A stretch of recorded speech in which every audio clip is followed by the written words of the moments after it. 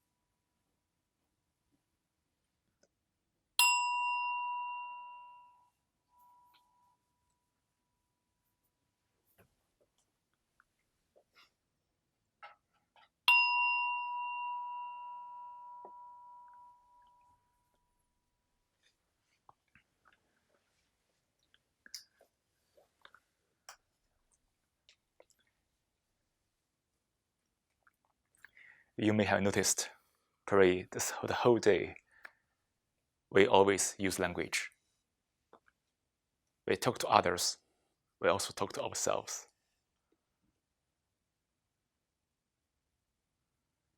We rely on the language so much. It shows in every corner of your life.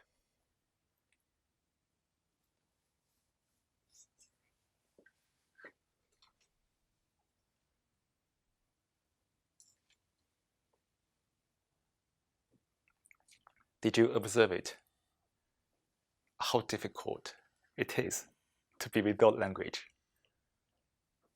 The habit of using that just takes you, right? Even in the past 5 minutes, we try our best to not use language. But we always had the tendency to use language, to verbalize it, to express something.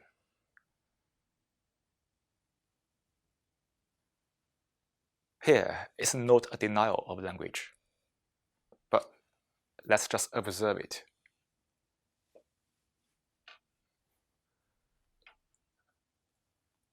Observe the influences of the language on us.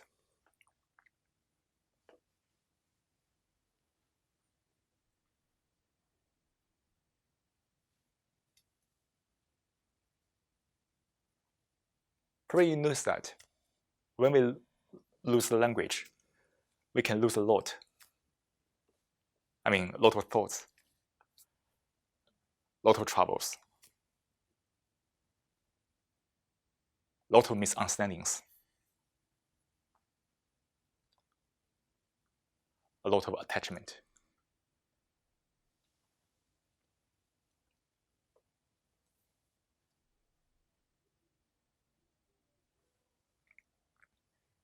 We seem to be quiet for the whole day, probably.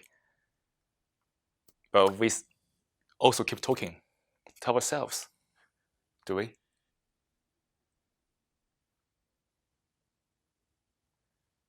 Whether you speak or not is not determined by the movement of your mouth. It's determined by your neural activities, the part that is responsible for your languages.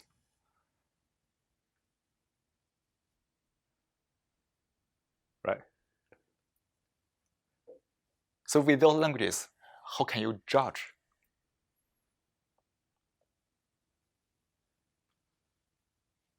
Without languages, how can you build up your argument little by little?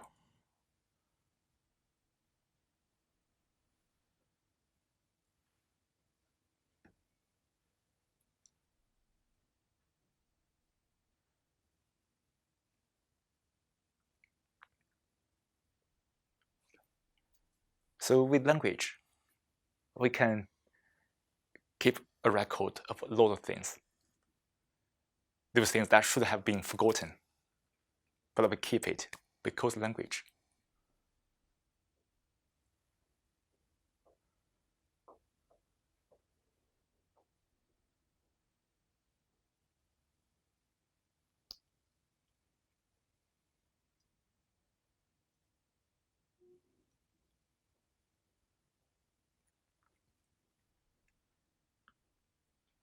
When I say, yeah, I speak the mind, is that really true or not? Can I really speak my mind?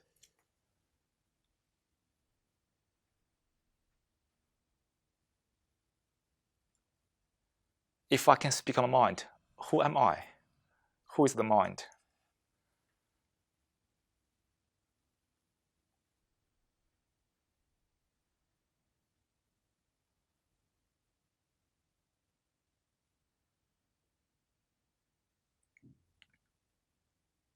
Can what you said be representing what you said represent you? If what you said can represent you, it means that your thoughts also can represent you. Can they?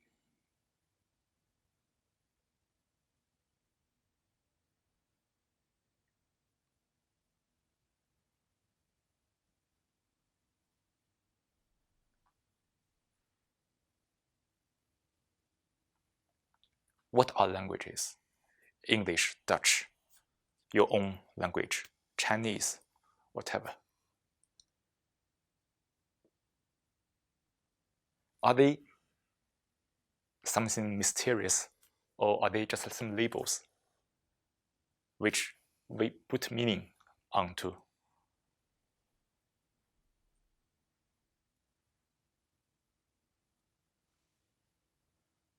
When I say some word, it will immediately trigger you something, right? Some mental images.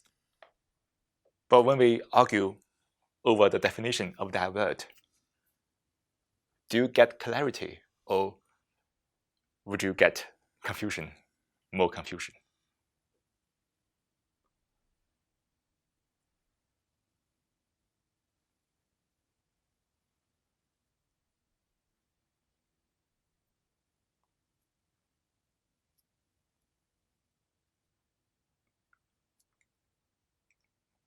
Can you observe the reactions to the words or languages or not?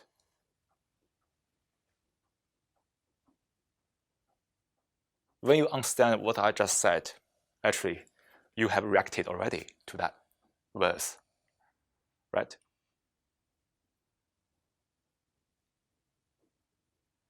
But everybody wants to listen to some kind verse, and everybody don't want to listen to some very rude verse. Because when we hear something rude, we can be annoyed.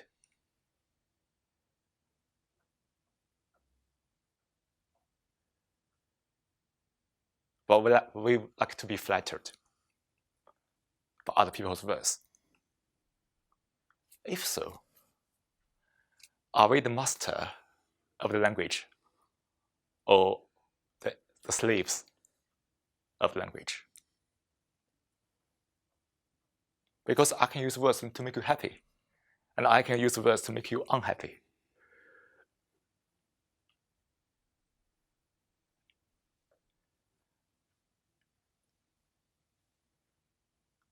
Think about how many of your troubles, nuisance in your life are related to the language.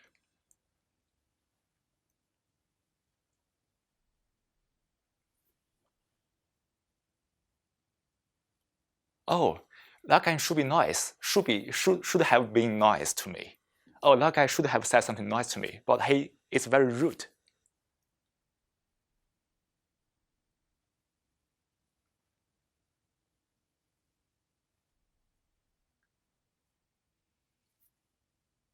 Because we are probably, to some extent, enslaved to languages. That's why we expect everybody to be kind, verbally at least.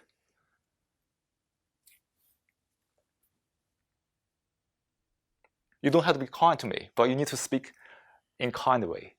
So that's our daily expectation for others, right?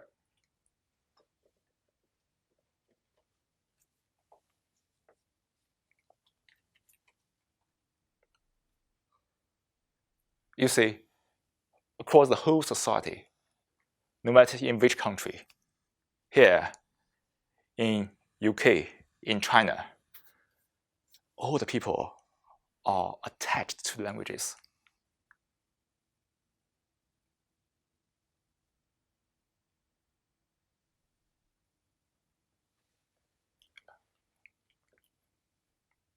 Thanks to languages, we can argue until the cow comes home. Thanks to language, we have the lawyer that just all the politicians argue all the time in front of TV.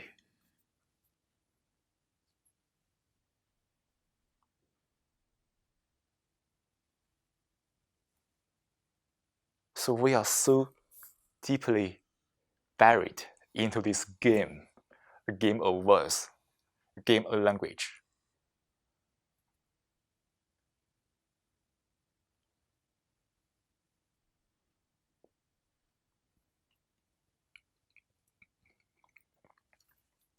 Think about without languages, how can we be cunning?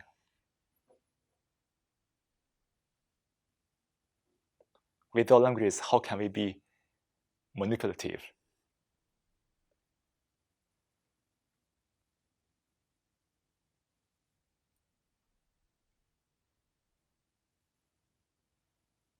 If words can really represent everyone,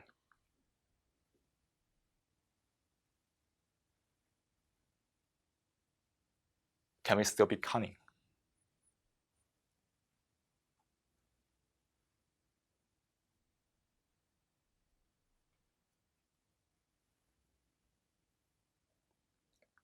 By using words, we can establish an image about myself, about others.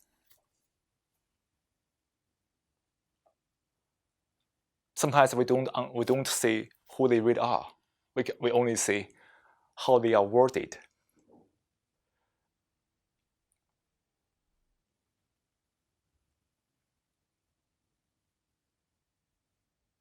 Here again, it's not a denial of the language, but we need to observe it, the function of it in everyone's life. And everyone is so entangled in the language.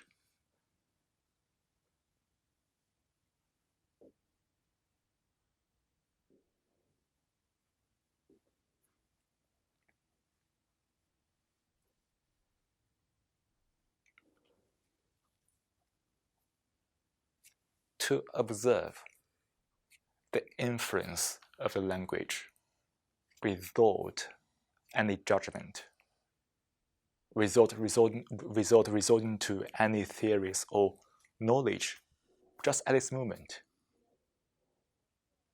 To notice that you are influenced by the language. That's the meditation.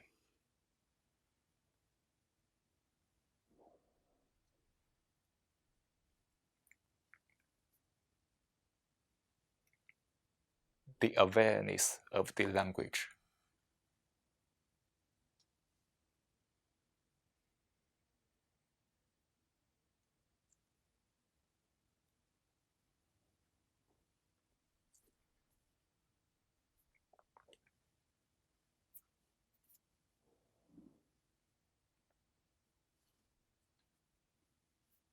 Because we have the tendency, or now it's our very strong habit, of relying on languages for communication, for entertainment.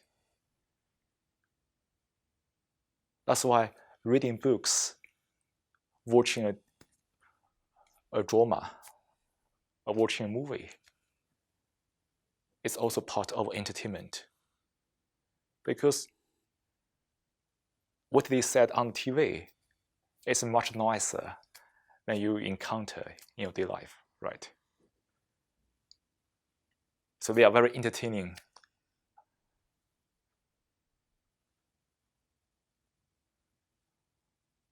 Also here, we also use languages.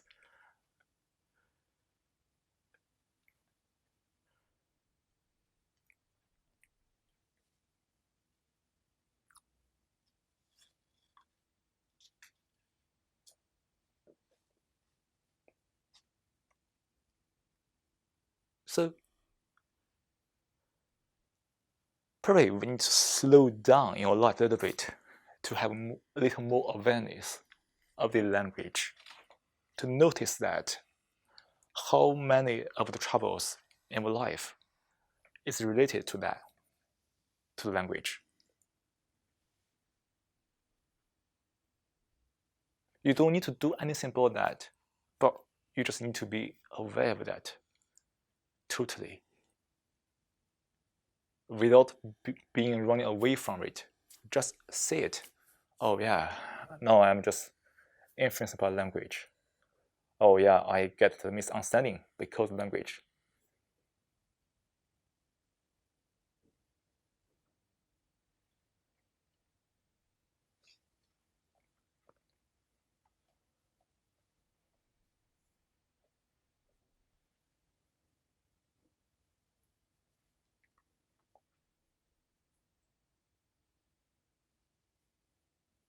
So, as usual, we have 4 parts in total for the session. The first part is now we are doing is just revise the meaning of meditation from different perspectives each week. And after this part, let's do a simple meditation for 10 minutes to quieten the mind, to empty your consciousness.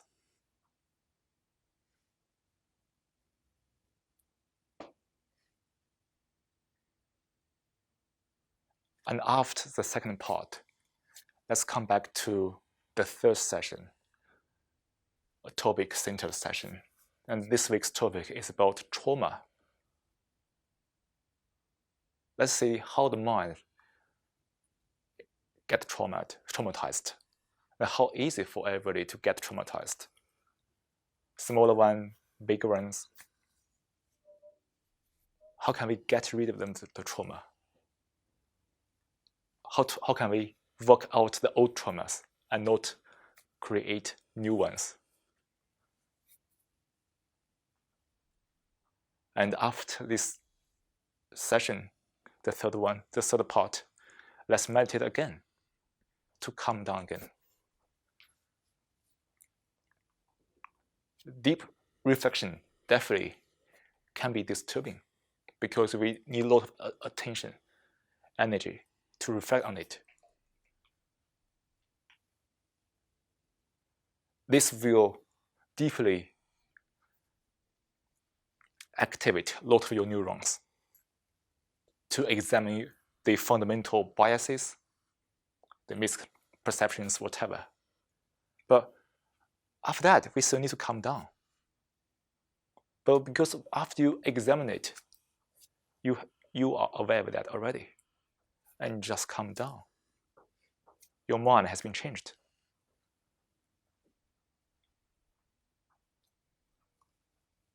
So that now, still in the first part of the meditation,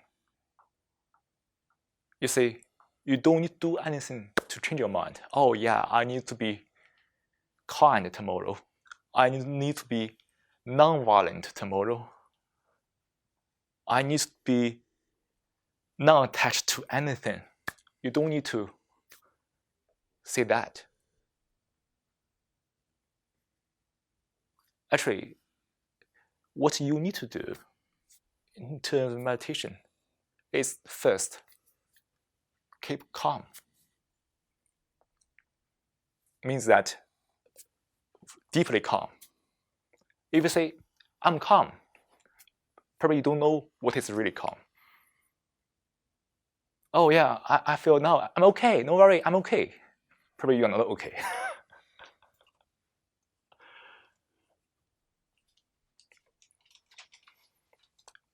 I think most of us has meditated before, right? So if you have that experience, you notice that. When you meditate, the thoughts just pop back. How can you say you are calm in that situation? Right? So we are so hypocritical all the time, are we?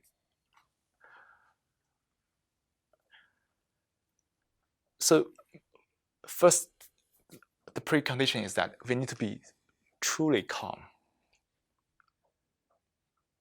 Second, we need to observe the mind. Right this moment, non-judgmentally. This kind of awareness is the key to meditation.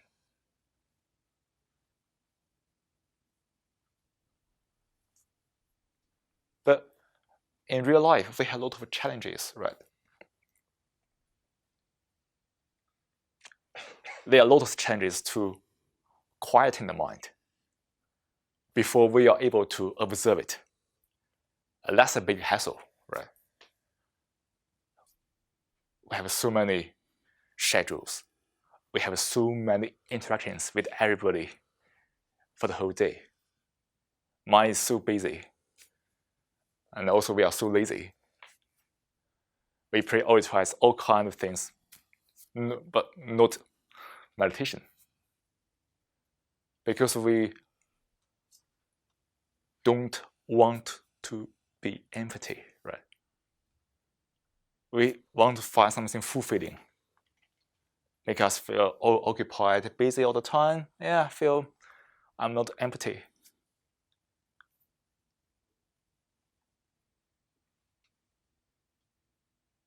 So this kind of stuff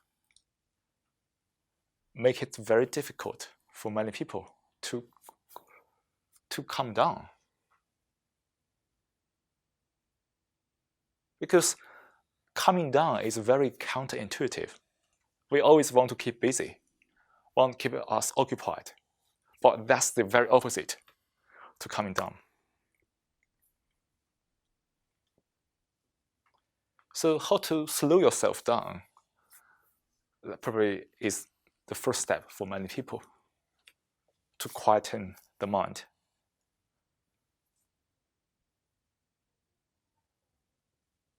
Less is more. Is it? The less you keep occupied, the more calm you will get.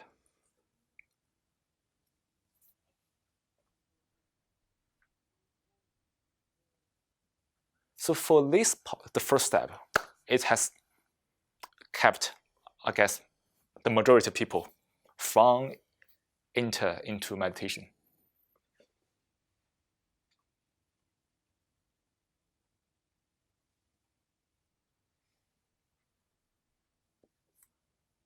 And unfortunately, there's no shortcut. Because at that point, it's a wrangle between your old habits and new habits. Nobody can help you. You can only intentionally go for the new habit. I mean, to do less work, to slow down, to overcome your old one. It's simply incompatible. You have to choose. And in that point, nobody can help you unless you are determined to change.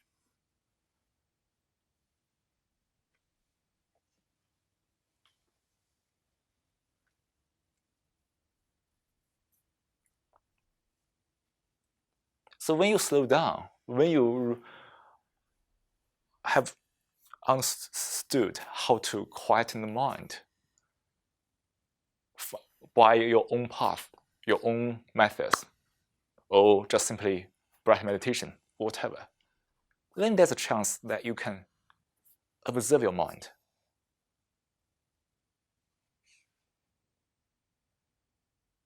To reflect on your daily activities. To understand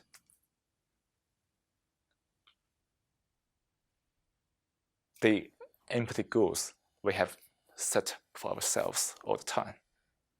To notice that we are always caught up in what should be, forgetting what is.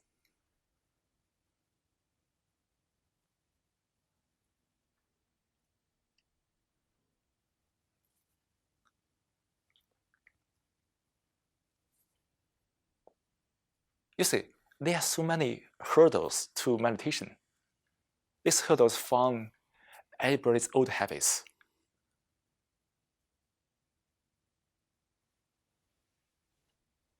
So people ask me, where does the meditation start? I answered, I don't know. Probably it starts when you begin to change your habits.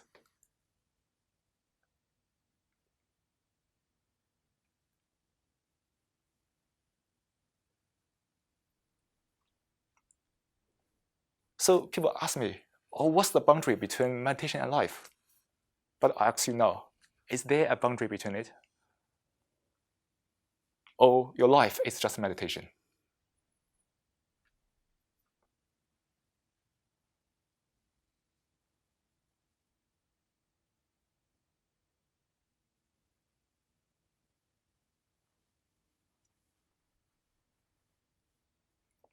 You see, all these confusions come from language.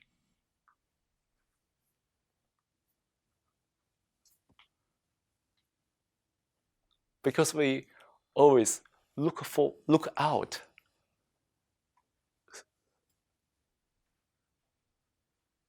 We rarely look within.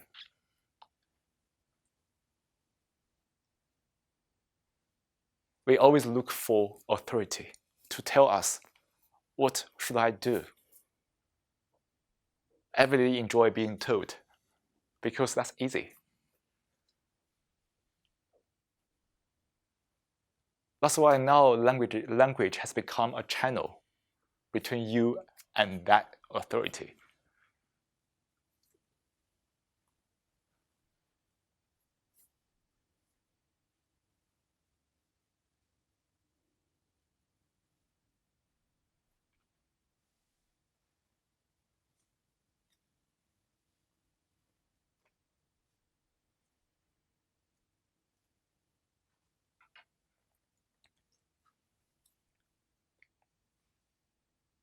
The only way that you can understand the mind without relying on languages is you look at the mind,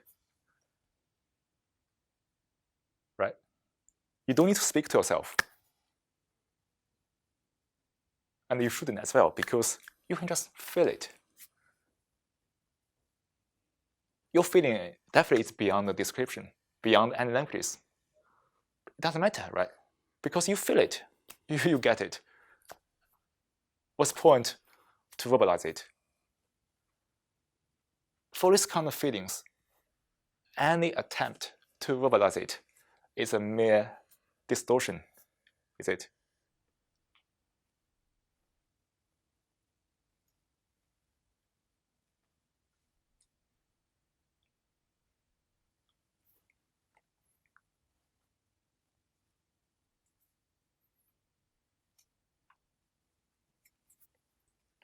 So now when you look at me, without any words,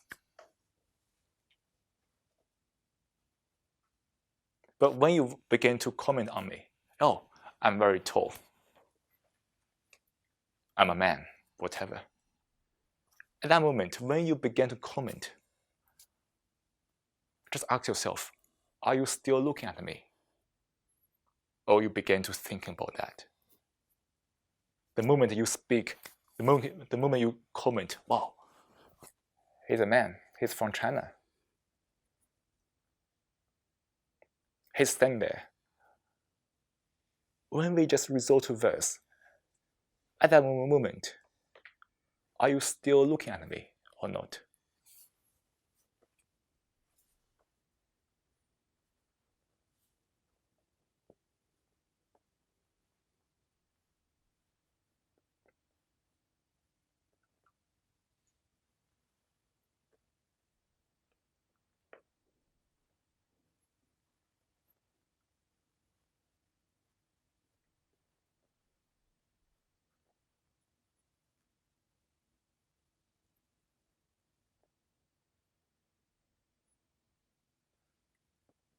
No, right?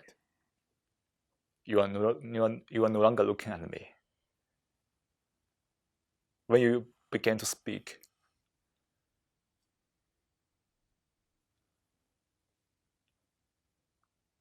you have drawn into thoughts.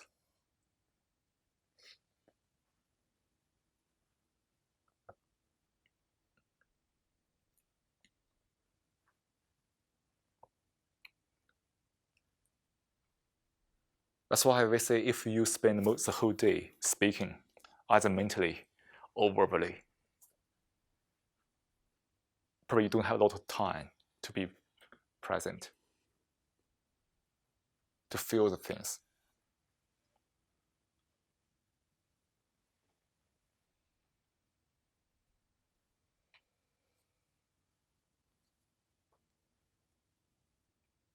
So that's why we call it your mind is chattering.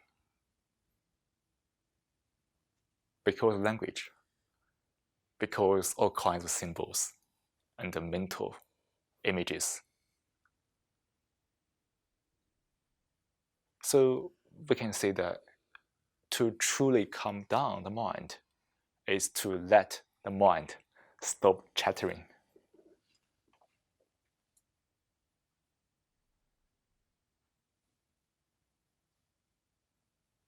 to feel it, to feel each moment.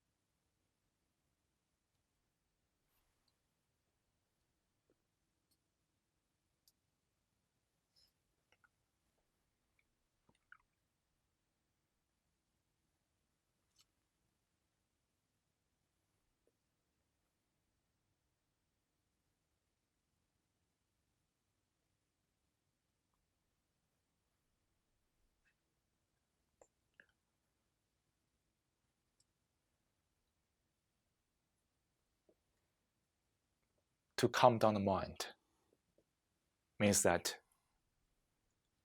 we choose not to be deceived by the mind.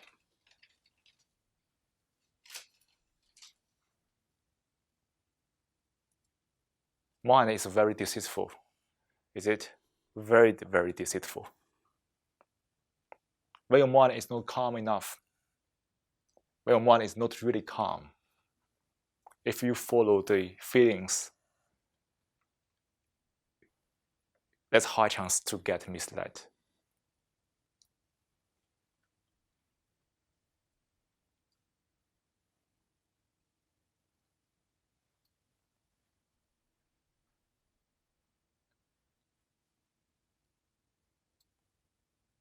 We often see to follow the instinct. But when the mind is not quiet enough, the instinct is a hallucination, is it?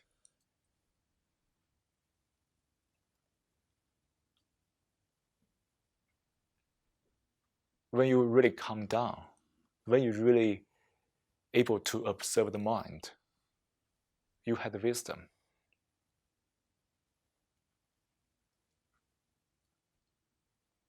Why we had wisdom then?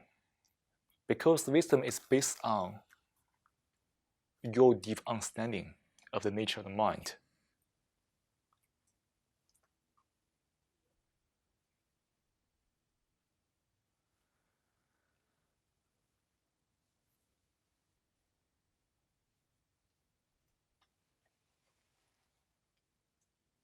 And that moment, you get clarity.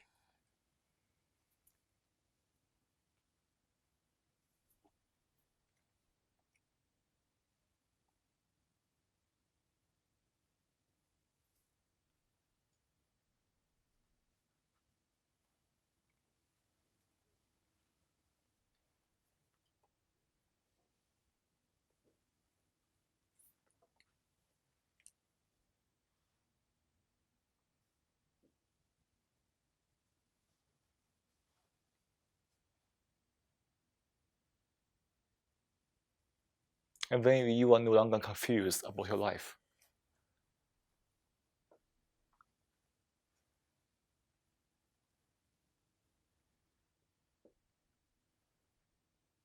You won't be bothered by any questions anymore.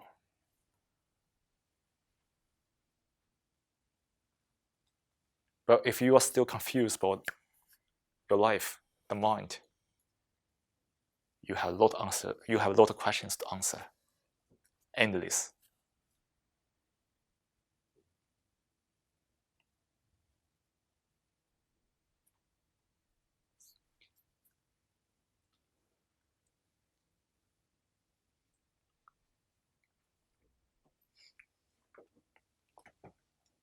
Life is a journey to some extent, right? But think about all kinds of troubles. It seems like they are the holes we dig up ourselves. So our life is a life of keeping digging up holes for ourselves.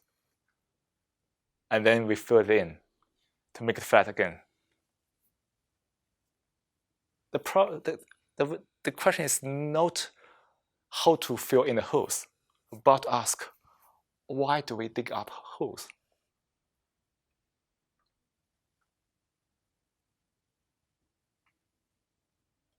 If you don't dig up holes, there's no hole to fill in, right?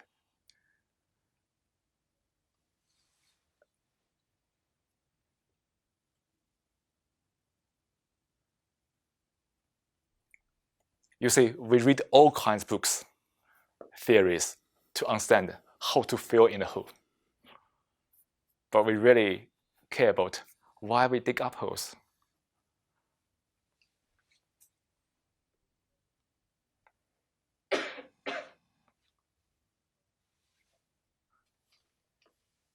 So to meditate means to understand why we dig up holes.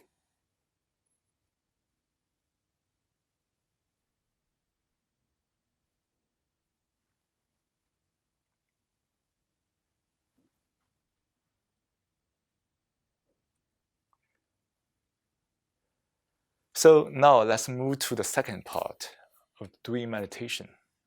But before we start it, let's just revise the technique a little bit. I guess many of us has experienced a meditation already, right? So actually, there's many different ways to meditate. You can also find your own way to meditate. But basically, we just need to move away from thoughts to observe the sensation on your body or anywhere. To let your mind truly calm down without being distracted by thoughts.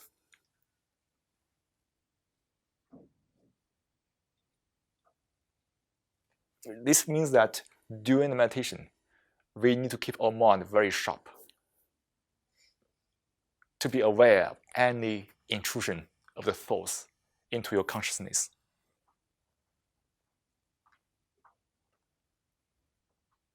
Here, we just use the breath meditation. We just use breath as the meditation object to observe the breath without being carried away by thoughts. Here, I just want to give a very small reminder. During meditation, try your best to observe your breath. Means that you feel the sensation of it, not any mental image of it. Because sometimes when you observe the thoughts or observe the breath, you still cling to the mental images of it. If possible, in this time, try your best. Just feel the sensation without any mental images, without any words. You don't need to avoid it. Just try your best to feel the sensation, the breath, or any part of your body.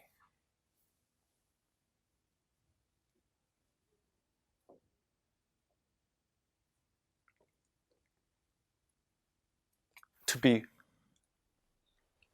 aware of the thoughts. You don't need to avoid the thoughts, but you just need to be aware that thoughts is popping back. But don't identify with thoughts. The attitude you have should be, let it be. Okay? Let thoughts come. Let thoughts be. That's thoughts go. You don't need to avoid it or refuse it. Just observe it while not identifying with it.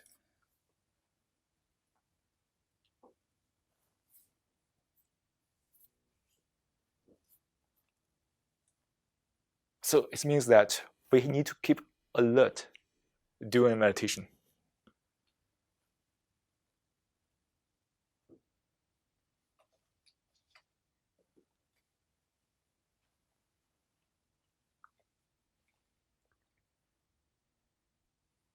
Of course, for some of us, maybe today can be difficult to meditate. Probably you don't have good sleep last night, or it was really busy today, very stressful, whatever. If the thoughts pop up and you just get carried away by that, that's totally fine. Observe it. Don't judge it. Don't criticize yourself. Because it's also very common. The thing is that try your best to meditate well, but observe it. No matter what you do or what's wrong with the whole process, just observe it. Nothing is really wrong, actually. Just try your best to have the awareness of everything. The thoughts, the breath, your focus. And try to feel the body in the next 10 minutes.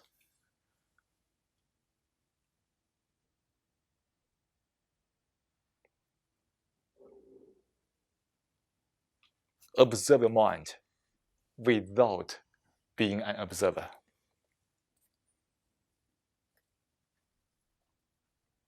Which means that you need to observe the whole part of your body without the concept of self. From now, you no longer exist, okay? You disappear forever. You had the body, but you disappear. So you just feel the body. That's the observance, without being an observer.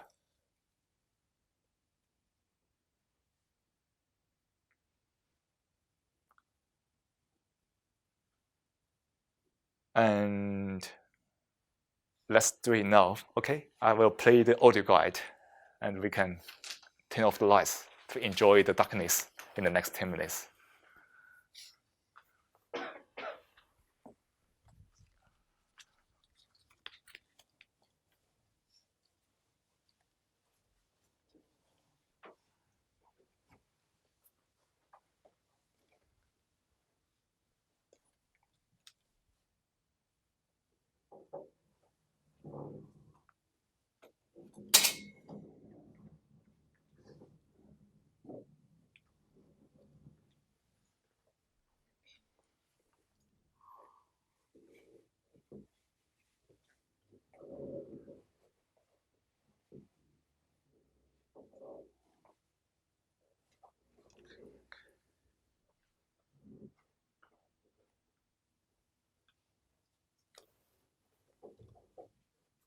Now, let's take a 10-minute meditation.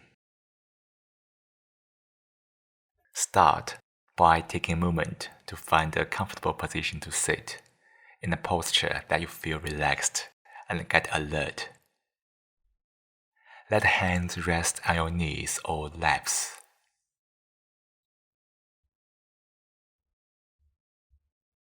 Let the eyes close gently.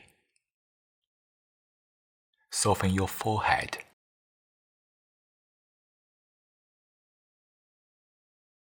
Act a soft smile in the corner of your lips.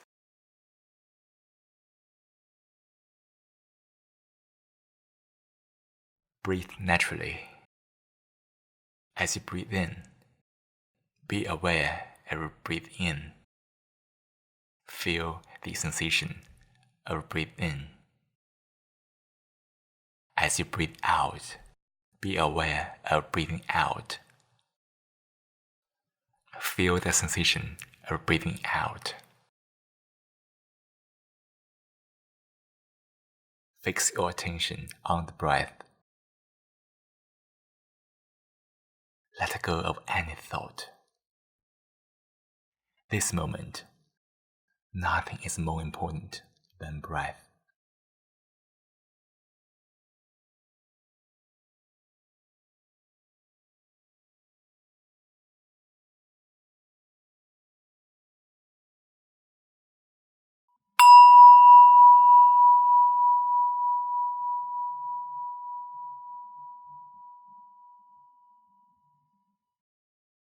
Every time you hear the bell, Notice where your attention is.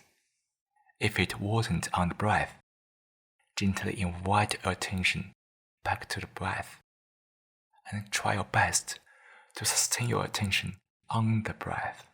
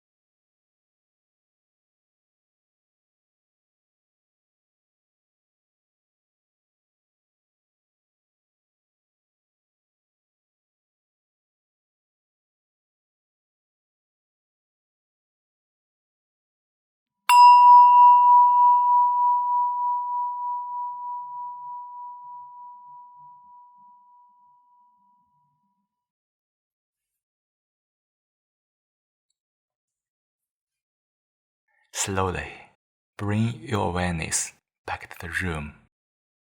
Feel into your body. Wiggle your fingers and toes. When you are ready, open your eyes.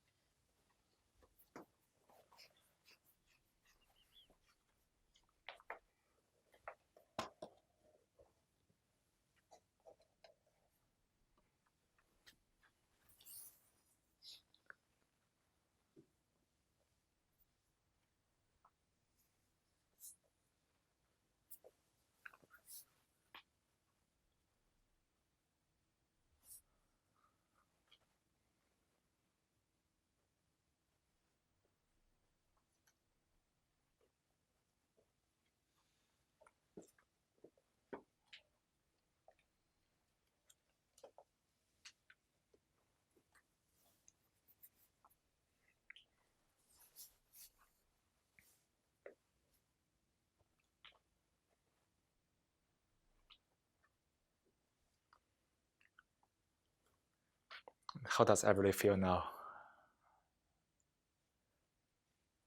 Come refreshed.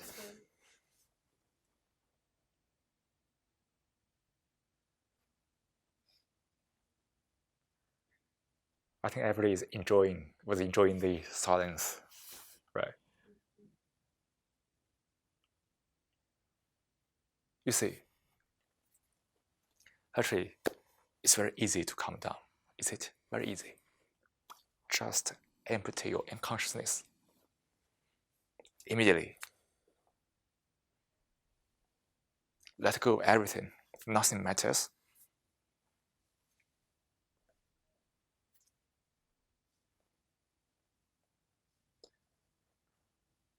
It's only a thought. Let go of it. Empty the consciousness. Your mind is quieted down immediately. Is it?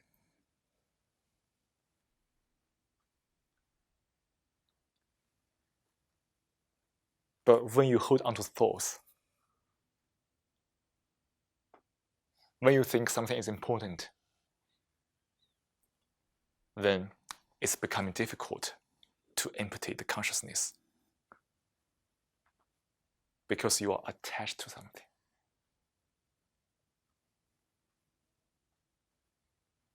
You're attached to some beliefs, ideologies, thoughts, ideas. That attachment make it difficult for you to empty the consciousness.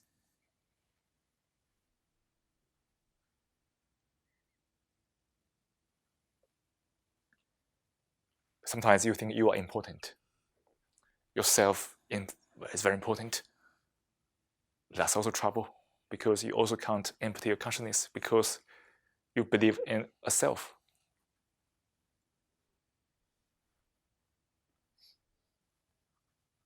If your consciousness is running in that way, based on the concept of self, based on something you think important, based on your values, principles, based on something you think important, what you should be doing, whatever.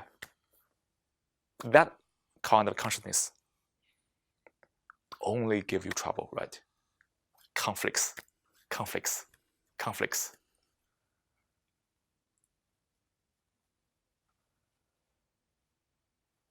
You see, it's very easy to calm down. Just empty the consciousness. But you need to overcome a few difficulties. Your attachment.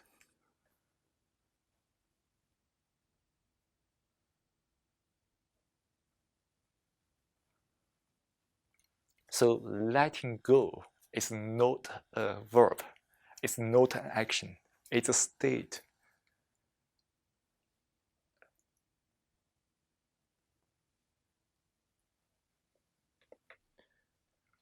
The only way you can let go of things is not to let go of it, but just think nothing is important.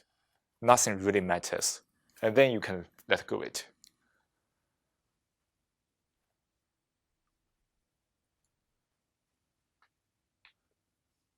If you can't let go of it, if you attach to that thoughts, then you give the chance to be traumatized.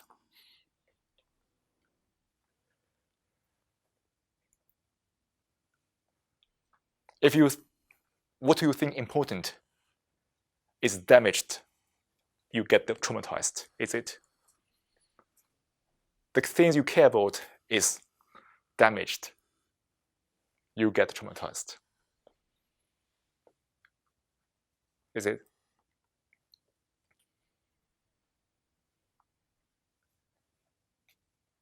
What you care about is lost, you begin to be traumatized. What you react to is going through a loss, you are also traumatized. Is it? As long as you care about something, there's a chance for you to be traumatized. Is it?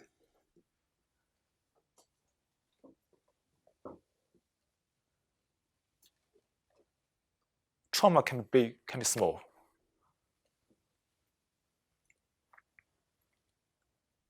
And trauma is only a word. What is behind this word? If you ask me what is trauma, we can find some kind of definition from the dictionary.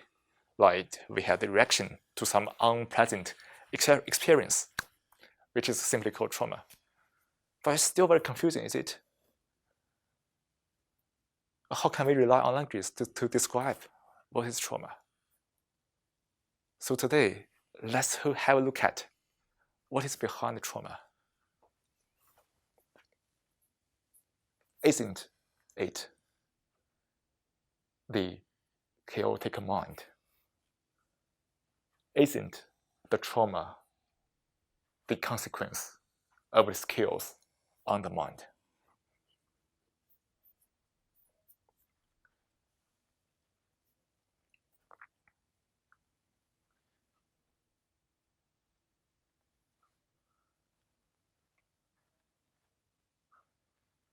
Why is everybody so vulnerable?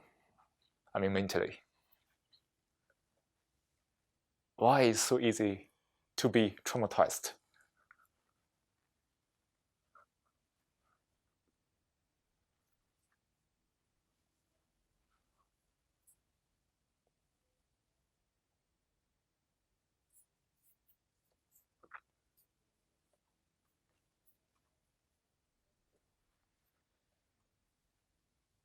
Can we observe the trauma without explaining it, without interpreting it using all kinds of theories?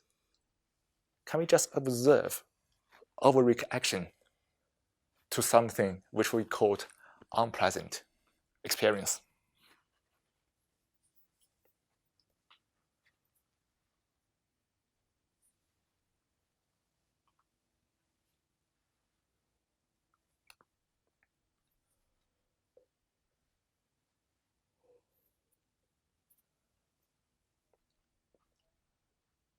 So I think everybody has experience of being traumatized in one way or another, right?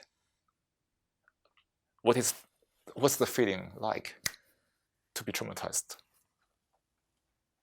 It's kind of a disturbance, is it? Sometimes we are deeply disturbed by some experience. Your mind is keep churning all the time.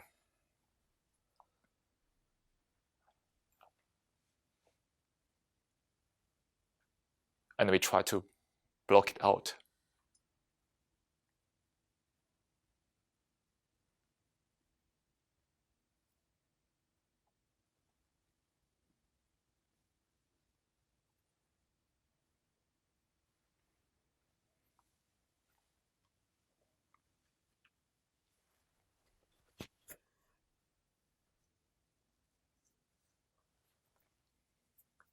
what is called unpleasant.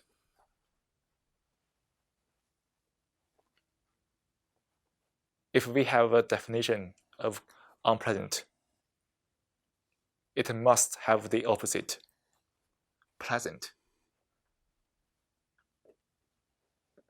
Do you see our nature that we are always looking out for the pleasant experience? We always seek pleasure from doing something. Can you observe it without any judgment? When you define pleasure, you just define the opposite, is it?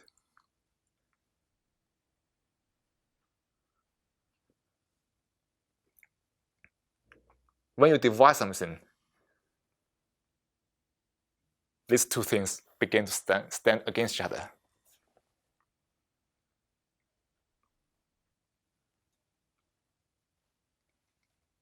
That's what we are doing all the time in life, is it?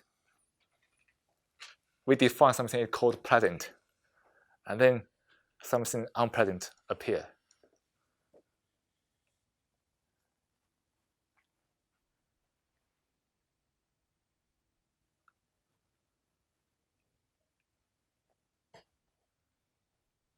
That the very division gives us the chance to be traumatized by the things we created by ourselves.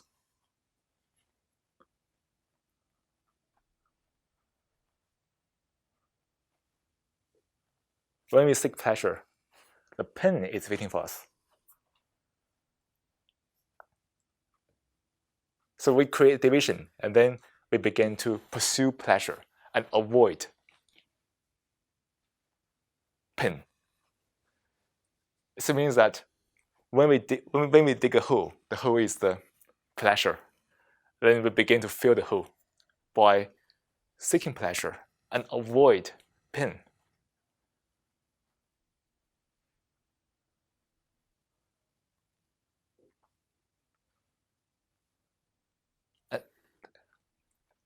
The very avoidance of the pain is a place where we can get trauma, right?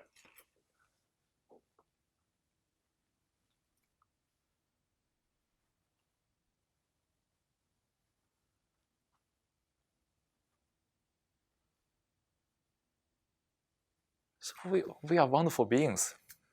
We always create problems for ourselves. We are very good at it.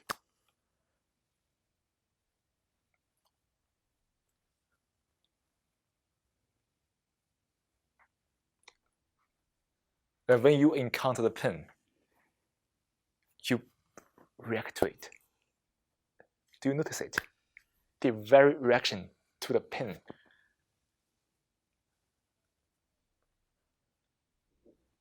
you have defined subconsciously, which is a deep level of the assumption buried in your mind. And you react to it.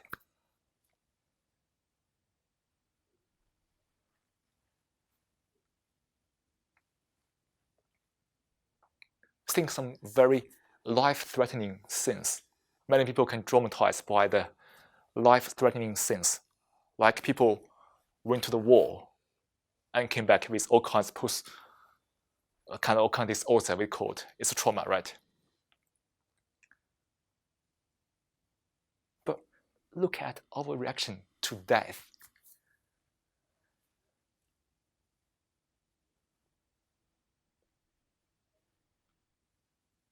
The very fear to death.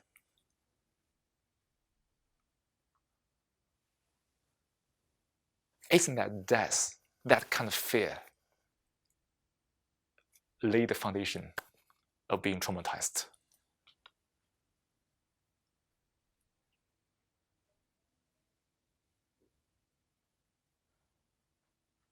Of course, going to war is never okay, because we always create war all the time. We kill each other. We are so violent in a way we can create a war. There's no such other animals can achieve that.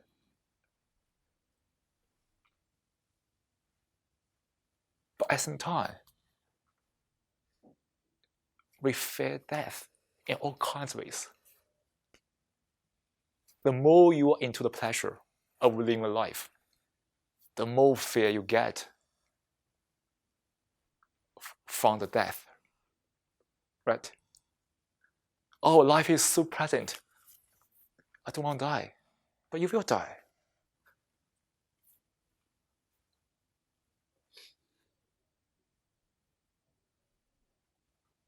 Everybody will die, inevitably.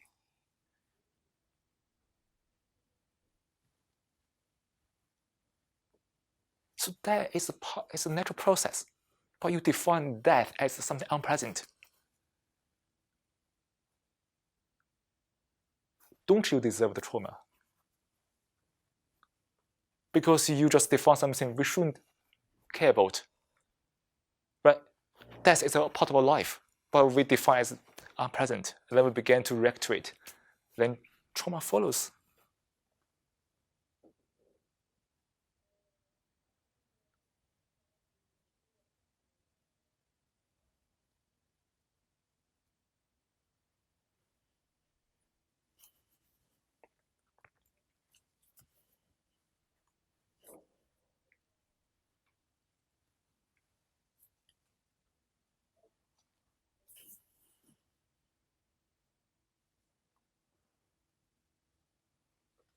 You see, the trauma is man-made. It's purely man-made, right?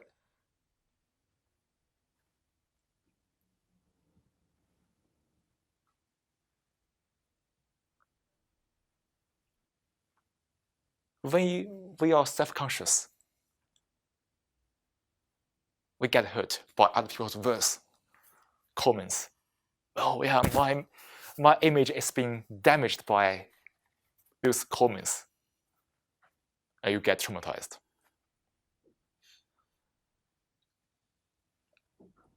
Because your image has been damaged, and you get traumatized. But who are you? Are you that image?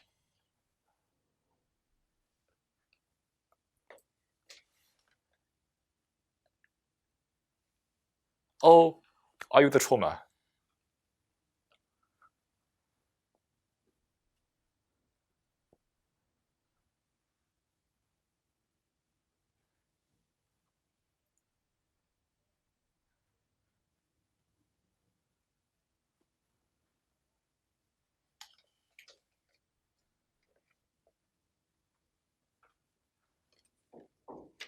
You see, you are the trauma. I'm the trauma.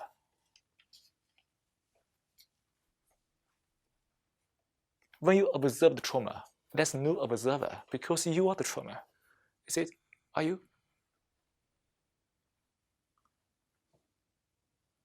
Your mind is disturbed.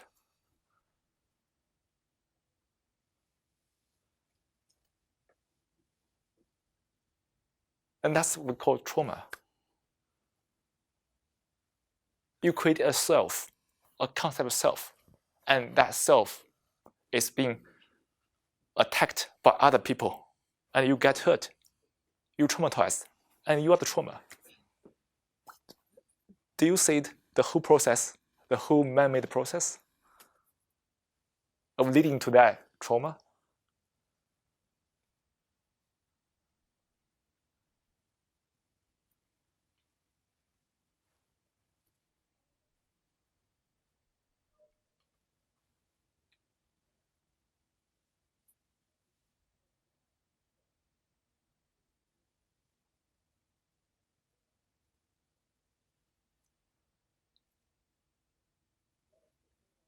When you are traumatized, you are simply the trauma.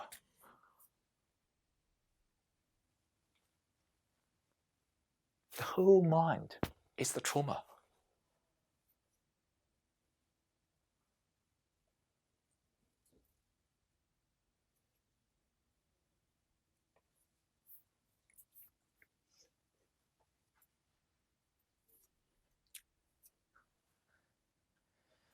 So after this point, you probably have a lot of trauma in your past life. How can we overcome the trauma?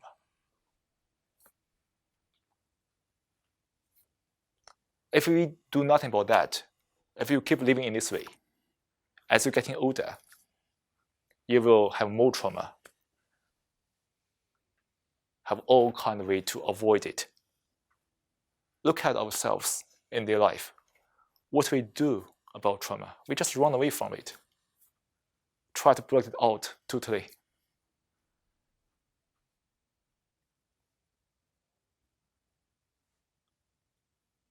But there are always some triggers you don't know, and just let it start flashback to you, and you get disturbed for a while, and try to find another way to break it out. We keep patching it all the time. When you're in your 50s or 60s, your mind will be very patchy because you have patched so much. And you will become more and more narrowed down in the mind because you need to avoid so many things to avoid being triggered. Is that the way you want to do about your trauma? We need to understand that why some people in their 50s, 60s, even older, they tend to be a little eccentric. There's so many reasons. But why is that? If we keep avoiding troubles, avoiding the triggers, we'll end up in that state.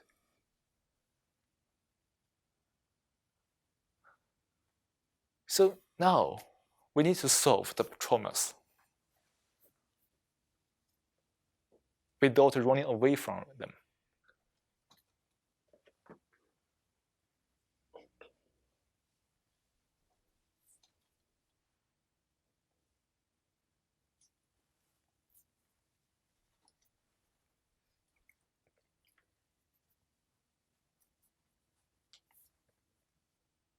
Can we just observe the trauma without anything to do, without doing anything, without running away or just interpret it or just block it out? Just notice the process that we have made by ourselves.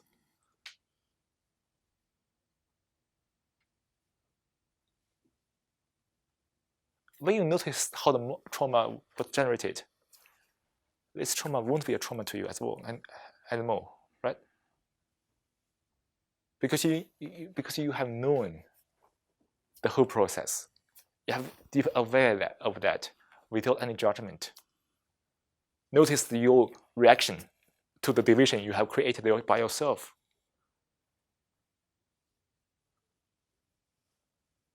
So to work out the trauma, we need to face it. Just confront it. You don't need to do anything about that. Just simply aware of the whole process of the trauma.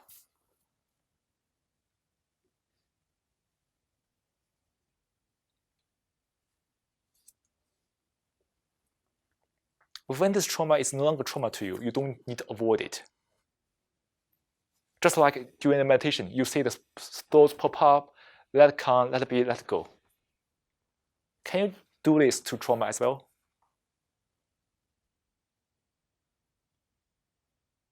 Can you say that your attachment to some kind of mental image or some kind of perfect image that you hold on to during this process?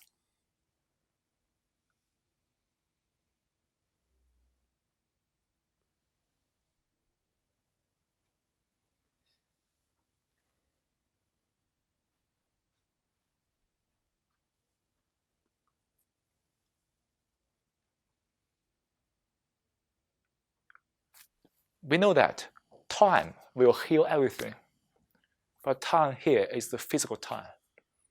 Psychologically, we need to take actions immediately, so our neuron can change during the physical time and space. But if you don't take any mental actions, time can heal everything is nonsense, is it? When you forget the trauma, it doesn't mean that you are healed. Because there must be something that can trigger you to remember it.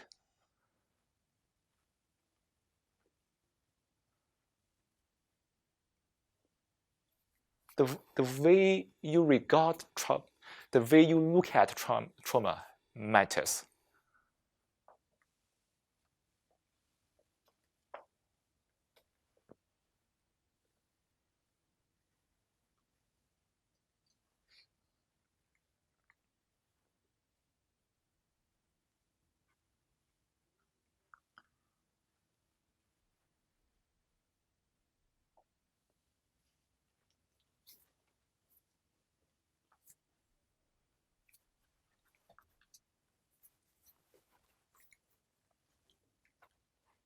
How to not create new traumas from now on.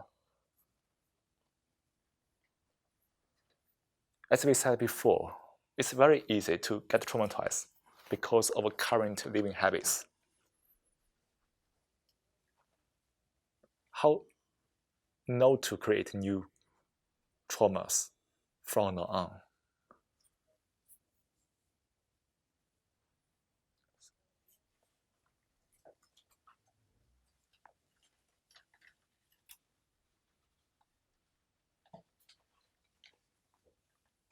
We can't simply not create traumas by not creating traumas, right? It's pure nonsense in that way. What should we do?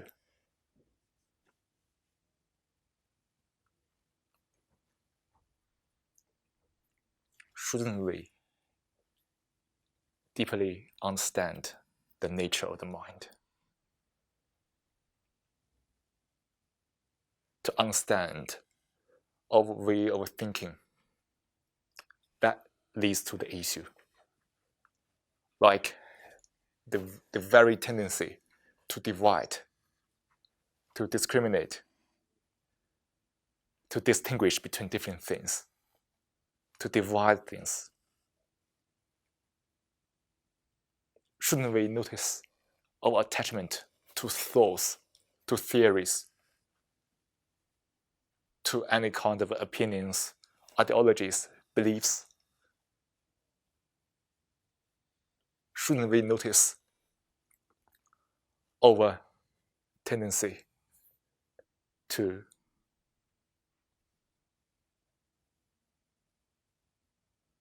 judge?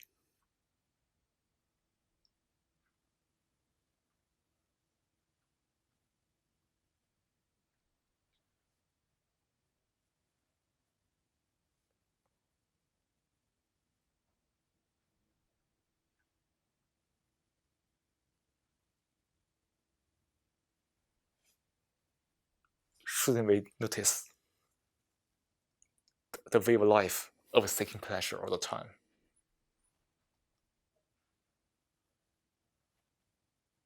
Shouldn't we notice our state of being enslaved to languages?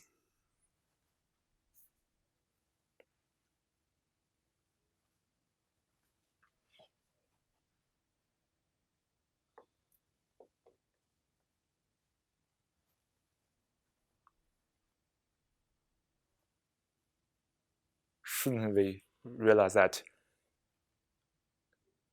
most time we are not present? We are all obsessed with thoughts. You see, to not create the trauma, you need to be mindful at each moment.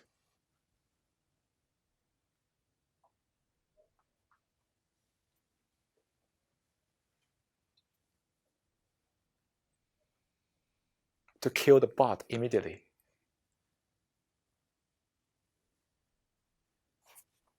Which means that we need to have the awareness, to cultivate this awareness,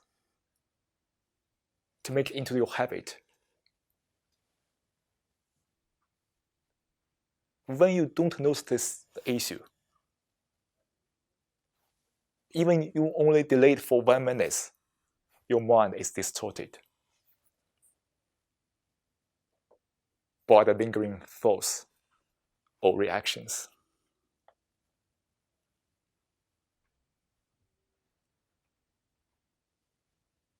To not create trauma means that we need to be mindful. We need to deeply aware of the mental challenges, the changes at each moment.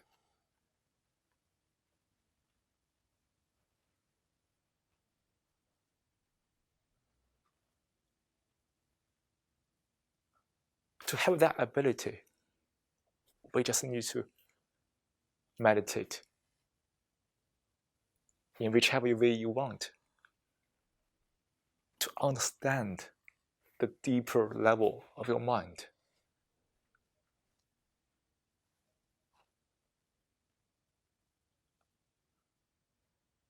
When you are able to be aware of your each mental actions you take, means that you live a life super consciously,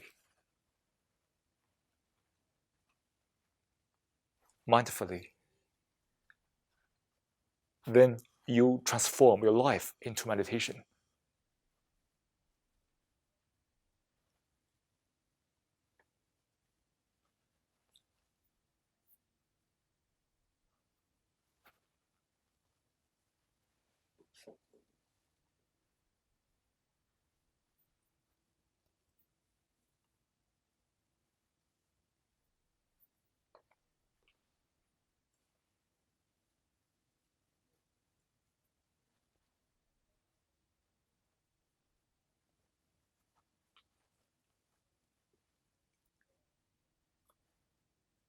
To be free from trauma, we need to die every day. You don't need to die only at the end of your life. You need to die every day, every moment.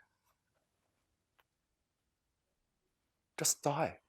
Because the way you die now is the way you die at the end of your life. There's no differences. The stopping of your consciousness, you die. At the moment of your life, you're also the same, is it? What do you mean by you die? So when you die at the end of your life, it's also your consciousness stops. But if you die now, that empty your consciousness isn't the same. Is it? To live is to die. If you know how to lie, if you know how to die, you know how to live.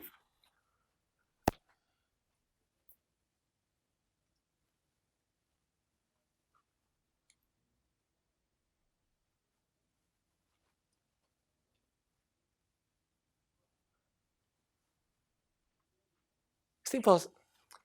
When you die physically, it's also your consciousness stops. But if you can empty your consciousness at each moment, you die each moment.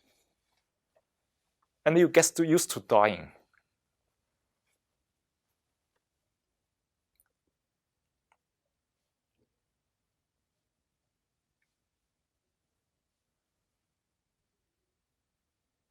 Is that your idea of nirvana? I don't know. I think so. I think that's also the core values of Buddhism or Taoism. We are suffering from our consciousness in all kinds of ways. Unless you understand how the mind works, and then you can recreate your consciousness. So in that recreation, there's an order. That order gives you the freedom. But without understanding the nature of the mind, you see how many assumptions are buried in your consciousness. You're running your thoughts, your interpretation, your reference, your inference based on these assumptions. Like you assume that you exist. And it's creates all kinds of troubles.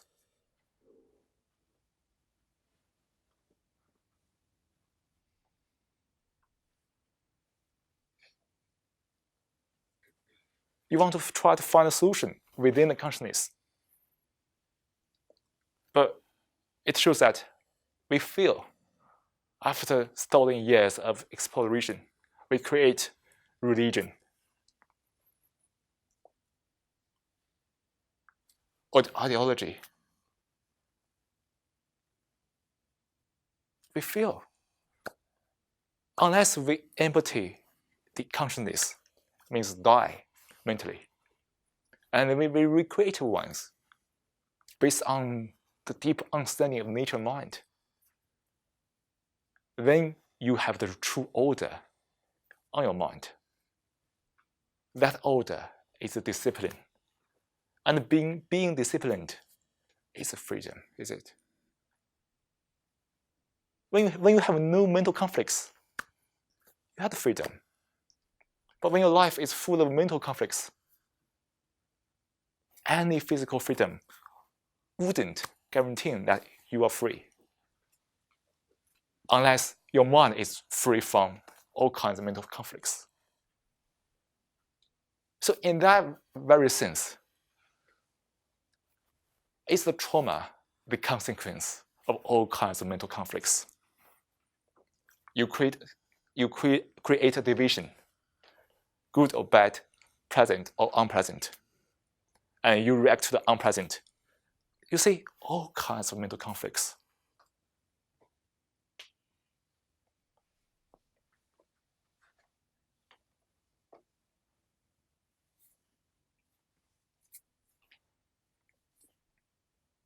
So if you feel disturbed, depressed, try to die, but not suicide. I mean, just die to the moment, to empty your consciousness. It's very stupid to suicide. No, very stupid. Definitely, it also can empty your consciousness, but it's very stupid. You can just simply empty your consciousness without killing yourself. That's the wisdom, right?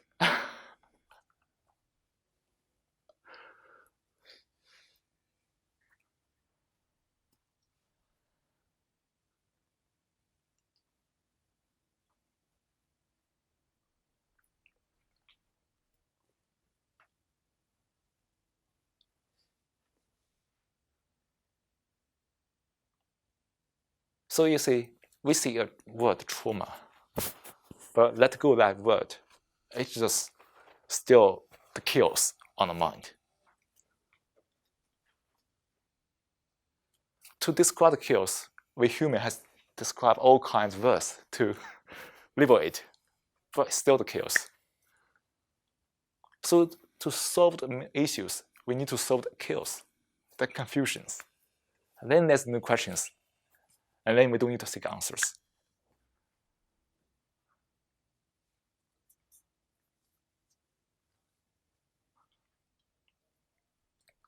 So all this stuff you have heard today and you have reflected on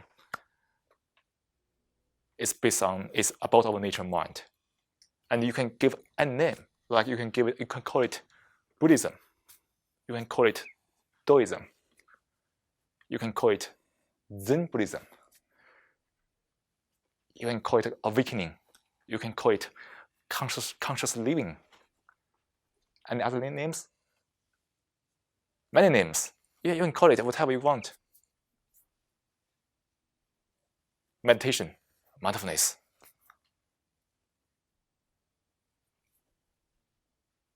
You see, all kind of labels you can give it. You can say, it's my new theory. Yeah, that's perfect.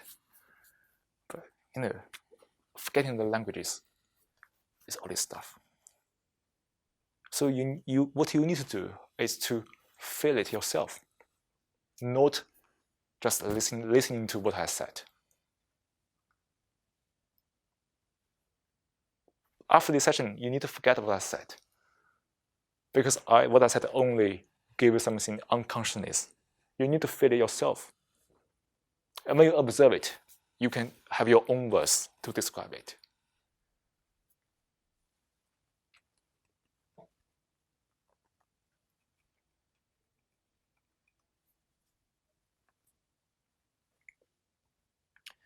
So now let's take a break, maybe 10 minutes, And then we can come back again to do another 10 minutes meditation to finish today's session.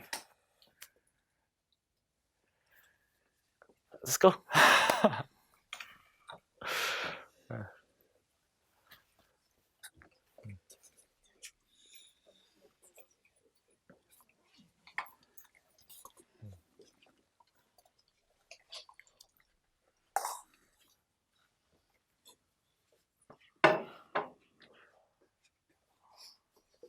Let's go toilet.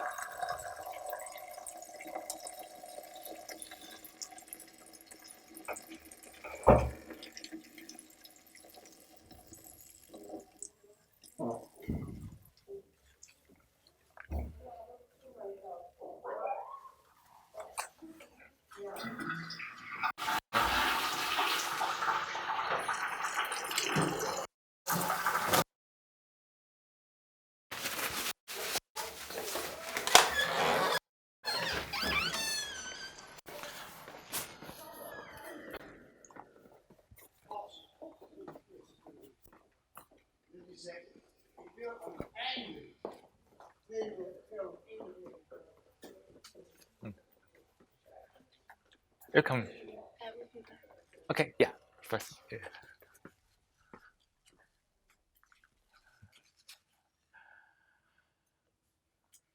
Lawrence has a question for you.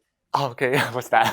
No, I was just thinking, when you're saying about the dying and the being able to empty your unconsciousness, does that not mean that you have to exist outside of your consciousness? It does mean that we just need to realize that our trouble is found consciousness.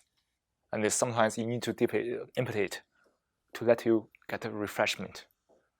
But can you completely empty your consciousness? If you want to go that, that's also real life. It's up to you. So here, we just want to raise the awareness that our trouble is found that consciousness. But many people, especially people who are doing Buddhism, they tend to go to that way of life. That's perfectly okay.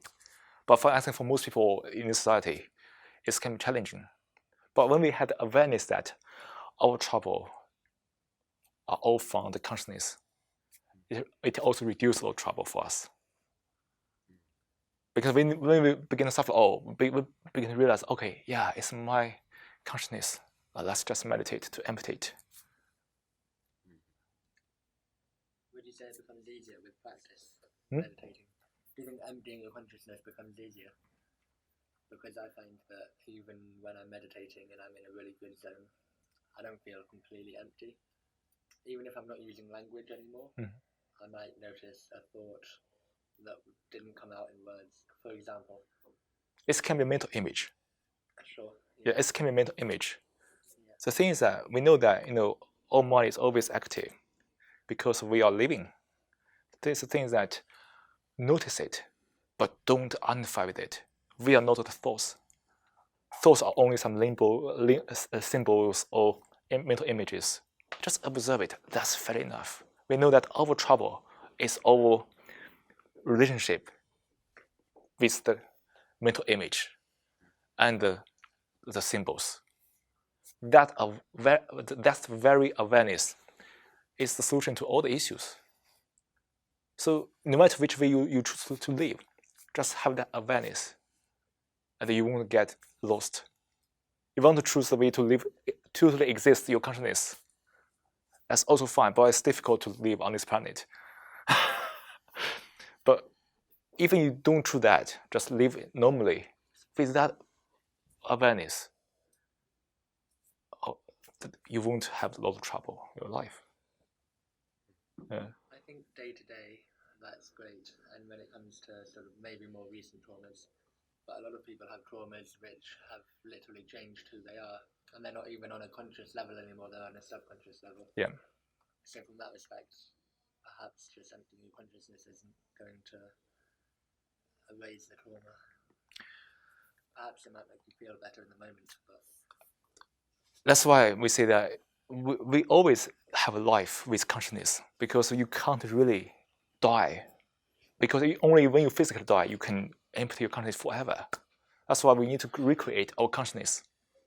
Now, how to recreate means that we need to deeply understand how the mind works. And from that point, we rebuild the consciousness based on the truth. And in that consciousness, you have no conflicts. It's pure order. And your life is different life. So that's why, when we have trouble for many people, empty the consciousness to quieten the mind, and then come back to examine the consciousness. with a clear perspective, right? Yes, and then when we understand, that's the mind, how the mind works, then when we recreate the consciousness, this is my bias, it's my assumption, they are not right, they are not examined. When we really achieve that, you still live in this way, but you have two different mental status, peace and calm, also compassionate, because everybody is suffering in the same way. And why should I argue with people? Why should I bother by that? So that pure stillness give you the compassion to everybody, and then you feel joyful, no conflicts until the end of life, because we are also animals. So that's why. So it might not necessarily change what you are doing now, but it changed your mind, the inner world. When your mind changed, your world is also changed. But if you're taking away all of those conflicts on your consciousness, some of those are to do with ethics and morals. And if you get rid of everything, then you become amoral. Nothing matters. Moral can't be defined. When you really, really mindful, your consciousness is purely based on the nature of the mind. You are full of compassion and love. If you are compassionate, you are moral. So when you're really full of love, you're just moral. But when you have no love, no matter how I define moral, you can still follow the forms. But the form being moral is not moral. It's only a performance art. Is it? Everybody now is doing performance art. So the very moral thing is beyond language. When we really feel love, compassion towards everyone, can you be immoral? But if you're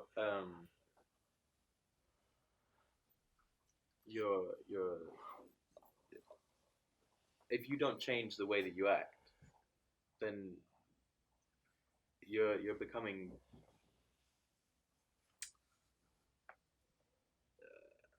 you can't act entirely morally. So you can't act in accordance with all of your ethics. So if you act in that way, you must have the intention. That intention will bereft you of being compassionate. Right? Because if you have intention to do things, how can you be compassionate? Because your mind is not quite enough. You just still have the intention to try to do something what they call immoral. And in that moment, how can you be compassionate? So you're still performing. we're doing it for the sake of being moral. Exactly. But is that not a good thing? Well, It's better if it's unconscious. would you say it's a good thing if you're just doing it just because it's part of you, just without any intention? Would you say that, or so sort of you're being moral, but it just comes naturally, not that you have an intention or a thought behind it, oh, let me help that old lady because it's the right thing to do. Sort of, I'm helping her because it just comes naturally. That's what we call the passion. Right. Only when you really feel love, you have the passion. And passion, you can't have this kind of intention to act evilly or whatever. So if you want to act immorally, now we discuss on the consciousness, but if that intention is the problem.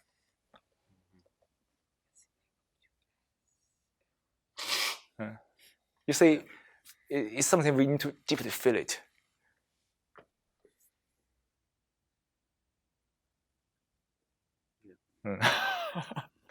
Yeah. It's really beyond our languages and for this stuff. Everybody can feel it in one way or another. And so when we are really conscious of what we are doing or what we are thinking, even a tiny intention or any mental actions, we had the freedom to define or to divide, to find your way of life. But as long as we have the consciousness of that, we won't get lost. We just want to have the clarity, no matter which way you live. If you're aware of that fully, you have that clarity. That's enough. When we are really compassionate, you have no mental conflicts. For other people's, no matter what behavior, it's a consequence of the mind, of the chaotic mind. And why you get bothered by that? That's the nature. And we won't be bothered at all. Won't be annoyed. Only feel sorry for them. Oh yeah, they are the victim of the mind. You see, in that case, you don't have any mental conflicts because it won't trigger you anything bad or annoy you. So if you have, so there, everything becomes amoral. So any human action there can be no, you don't react to it because it is human action caused by the mind. So you can recognize that, and it doesn't affect you. Of course, but so everything becomes amoral. There is no ethic. There's no right and wrong. That is for the right and wrong. Definitely, it's always according to some standard. And that standards can be moral standard, whatever. But we say that again. So when you really feel love, you are compassionate, and you are definitely moral. So being moral is beyond language. What is moral? Actually don't need to define any moral. When you feel love, you are just moral. But think about nowadays, we define the moral standards. We create a lot of chaos. But definitely, when you know how the mind works, understand the nature of mind, you will recognize what kind of actions is unwholesome. When you not react to it, you need to still take actions to counteract it. Like some people just killing everybody else. You don't react to it, but you need to fight back. So when we don't react, it doesn't mean we don't take actions. Right? Yeah. So we still do things, but our mind is running in a different status. We do things calmly, without being distorted by emotions, reactions. It's logical. You're not overswayed by biases and emotions. It's just reason. Just reason, pure reason without emotions.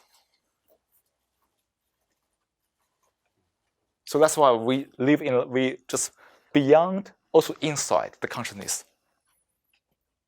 I understand that it's a really nice thing to strive for, and you might be doing that your whole life. But do you think you've ever met someone who has sort of reached that stage where they are just in a state of pure reason, pure mindfulness? Do you feel like you are? Do you feel like you've met anybody who is? Obviously, it's probably beyond language anymore. What is pure reasoning? It's pretty difficult to define, very difficult to define. Because because when we reason, we also have the reaction to languages. But without languages, how can we reason? So there's always deeper level or subtle level reactions. So, let's go with that. Just be aware of our mind status. Live a mindful way to be truly mindful, compassionate, peace and calm, and taking actions when necessary. That's the life. Sounds good. Okay.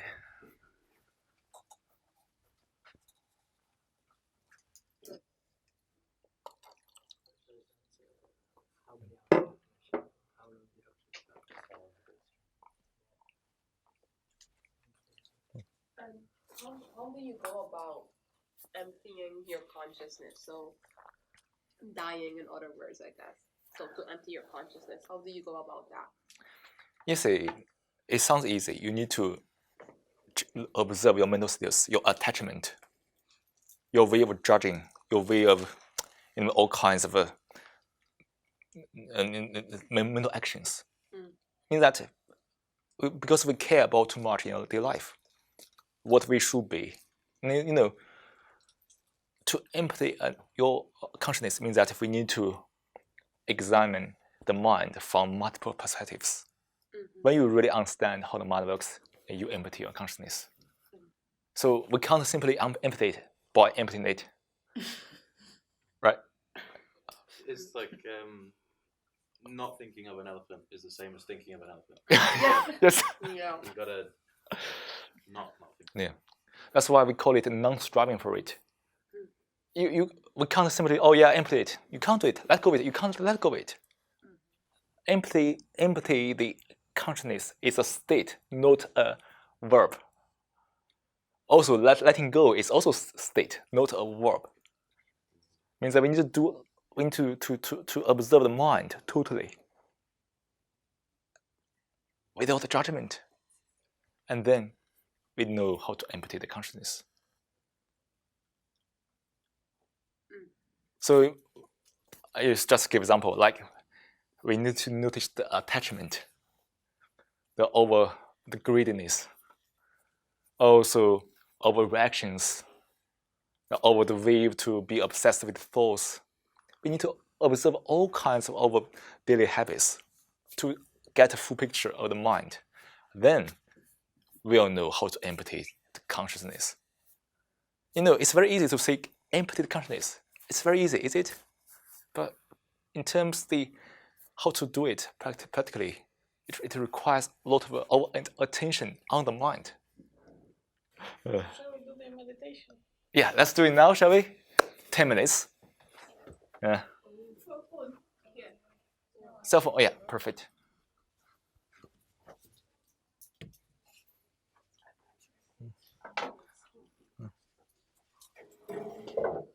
Okay.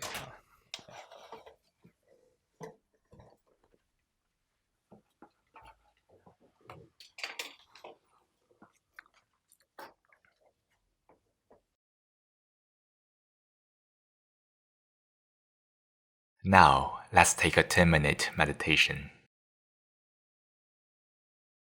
Start by taking a moment to find a comfortable position to sit, in a posture that you feel relaxed and get alert.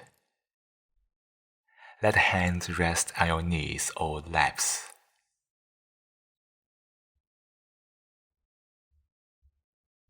Let the eyes close gently. Soften your forehead.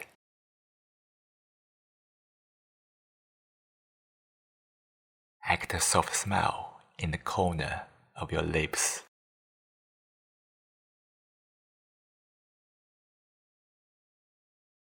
Breathe naturally. As you breathe in, be aware as you breathe in. Feel the sensation of breathe in As you breathe out, be aware of breathing out. Feel the sensation of breathing out. Fix your attention on the breath. Let go of any thought.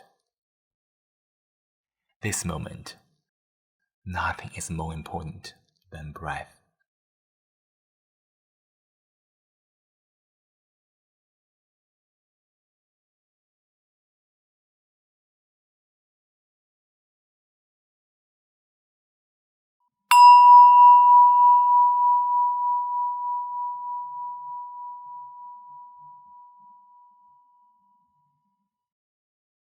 Every time you hear the bell, notice where your attention is.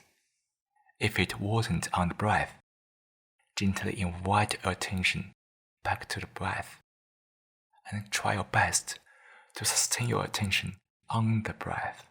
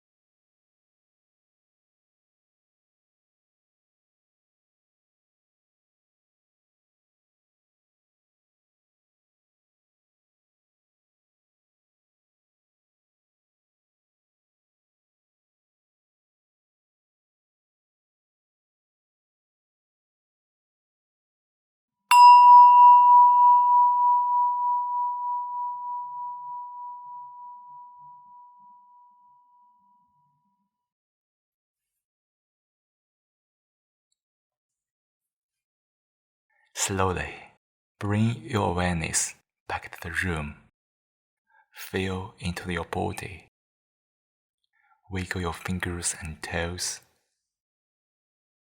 When you are ready, open your eyes.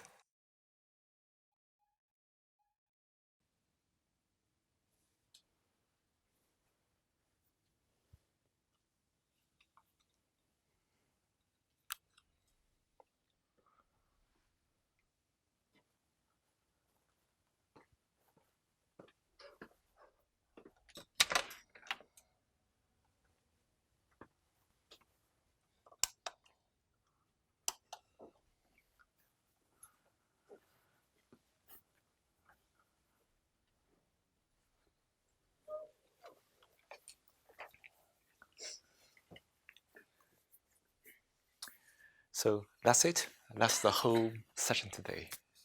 And I hope everybody can meditate every day, at each moment. Treat your life as a meditation. And everybody has their own way to really understand the whole mind. So just be confident to cultivate your own path. And I just hope everybody has a wonderful week. Be energetic, also calm, super calm. Calm in a very energetic way, or energetic in a calm way. And don't try your best to observe your mind, not to create new trauma.